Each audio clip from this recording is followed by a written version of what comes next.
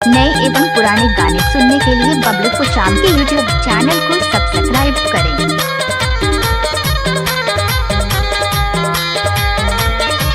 दिलदार मोहल्ला पर सबाहू पर टोला वाले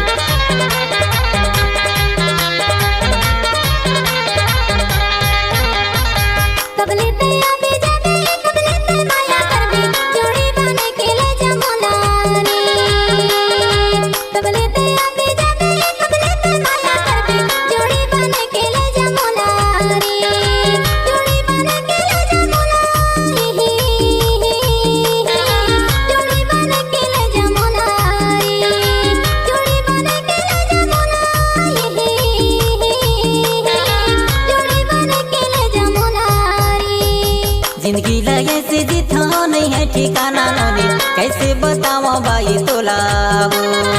जिंदगी लगे से जिथा नहीं है ठिकाना नोनी कैसे बताओ भाई तोला वो।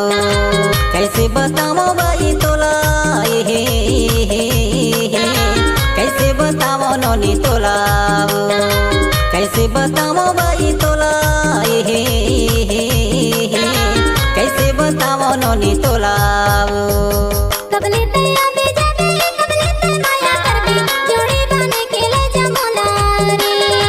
जिंदगी लगे से जिथा नहीं है ठिकाना नोनी कैसे बताओ भाई तोला वो।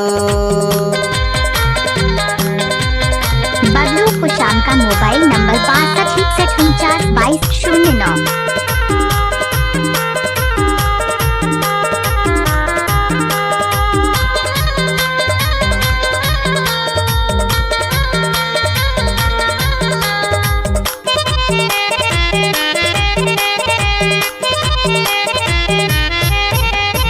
आवत जाते नंदी यो बहावत जाते धार हो।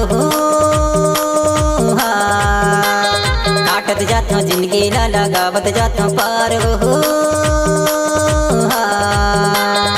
कैसे बताओ नोनी तोला कैसे बताओ भाई तोला कैसे बताओ नोनी तोला कैसे बताओ नोनी तोला।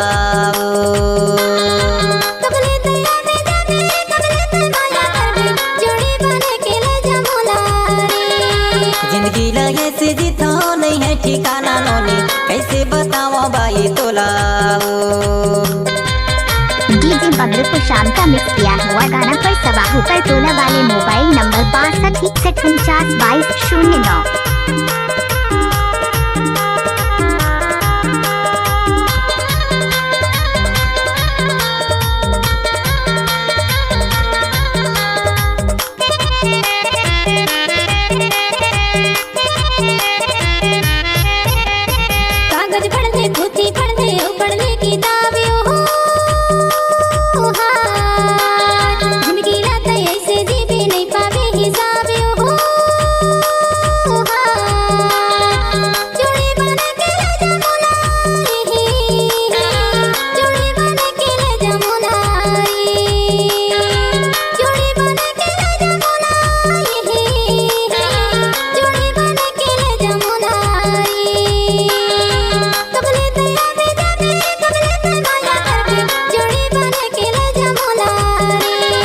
जिंदगी लगे से जिथा नहीं है ठिकाना नोनी कैसे बताओ भाई तोला वो। बबलू कुशाम डीजे पर सबाहू पर टोला वाले।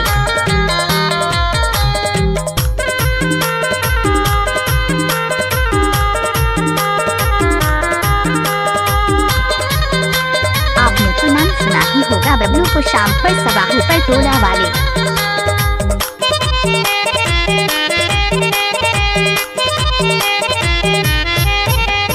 झनकर बेत सनसों बही झनकर बे फिकर हो।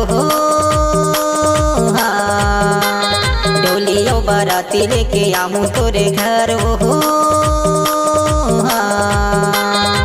जोड़ी बना हूँ रानी तोला संगमारी गाहूँ रानी तोला। जोड़ी बना हूँ रानी तोला संगमारी गाहूँ रानी तोला।